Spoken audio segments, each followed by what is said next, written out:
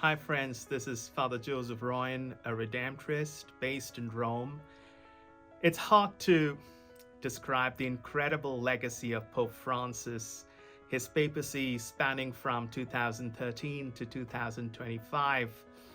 He was the first in many ways, the first Jesuit to be a pope, the first from the Americas, born in Buenos Aires, Argentina, first from the Southern Hemisphere, first non-European pope in over 1,200 years. The last pope that we had was in the 8th century, Gregory III from Syria, Middle East.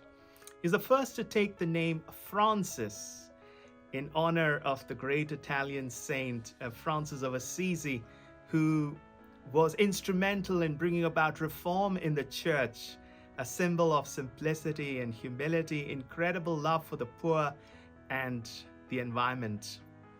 That pretty much summarizes the papacy of Pope Francis, because Pope Francis was someone instrumental in bringing about reform in the church, be it with the finance of the Vatican, in the administration in the Vatican, be it with regard to the sex scandals in the church.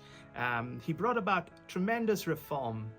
He was the first to appoint women in high offices in the Vatican. He was someone who strongly promoted interfaith dialogue, just like Francis of Assisi. And he had tremendous love for our common world, our Mother Earth, our common home. His encyclical Laudato Si was much appreciated and well accepted by people of all faith from across the globe.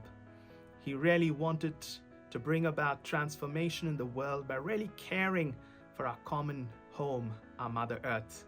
For me, Pope Francis was an apostle of mercy, hope, and inclusivity, reaching out to everyone, especially the poor, the marginalized, the migrants, and those on the fringes of society, making everyone feel welcomed in the church, irrespective of who they are and where they come from. Pope Francis urged the world leaders to work towards social justice and equality. He pioneered the ethical use of AI in promoting human dignity. His papacy was one of bridge building, breaking down the walls that divide us, fostering unity and harmony.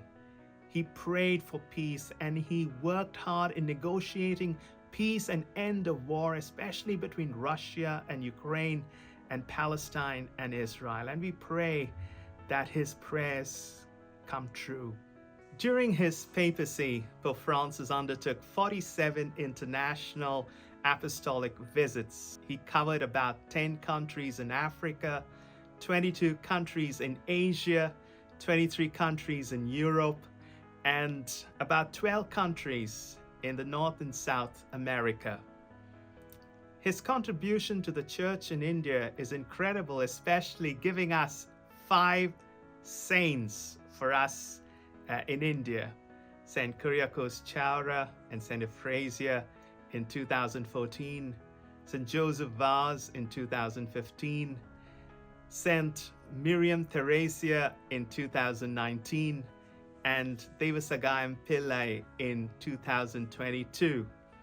He also gave us 3 cardinals, one from Goa, Philip Neri, one from Andhra, Anthony Pula, and one from Kerala, George Kuekat. He urged the church in India to love and care for the poor and the marginalized. The Pope's body will lie in state at St. Peter's Basilica from Wednesday, 23rd of April, for people to pay their homage. The funeral will take place on Saturday, the 26th of April at 10 a.m., presided by Cardinal Giovanni Battista Re, who is the Dean of the Cardinals, concelebrated with patriarchs, cardinals, archbishops, bishops, priests, faithful, and dignitaries from across the globe. And then later, the body of Pope Francis will be laid to rest at Santa Maria Maggiore as per his wishes, with a simple inscription: Franciscus.